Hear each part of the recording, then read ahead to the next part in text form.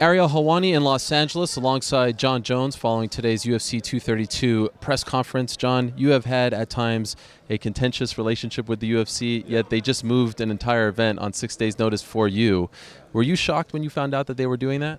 You know, I don't think they moved the event for me. The UFC is not a company to put one athlete above everyone. I think they moved the event for the sake of the card and keeping the card strong and keeping the fans excited. I know there's people all over the world who are planning on renting this pay-per-view, and people all over the world who want to see me and Alexander Gustafsson fight now.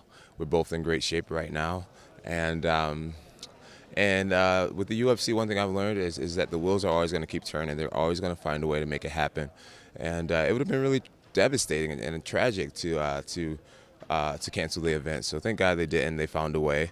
A lot of people got hurt in the process, but a lot of people are still really happy that it's still happening. So I think that's more what went down. I understand that you went up to a lot of the fighters yesterday and personally apologized to them for this inconvenience. Did any of them sort of push back? Did any of them give you a piece of their mind? No one pushed back at all. At the end of the day, I think people realize that this situation is a little bit out of my control. But people are really affected, and some people really don't want to look at it for what it is. They're just saying, "Hey, it has something to do with Jon. Let's just blame it on Jon."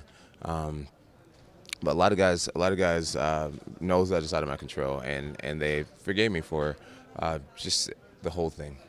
Here's the thing that I'm having a hard time wrapping my head around, and I'm hoping that you can help clear it up for me. They're saying that they believe, USADA believes, and the UFC believes, and California believes that this is the same metabolite that you tested positive for back in July of 2017. And they're saying that you did not re-ingest anything. How do they know for sure?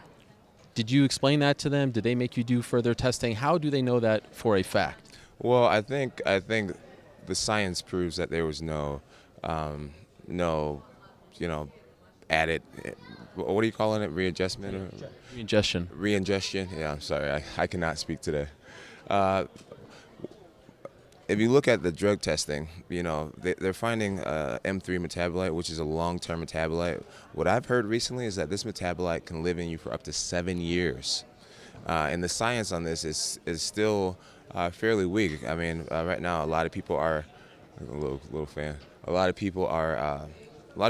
about it through my situation.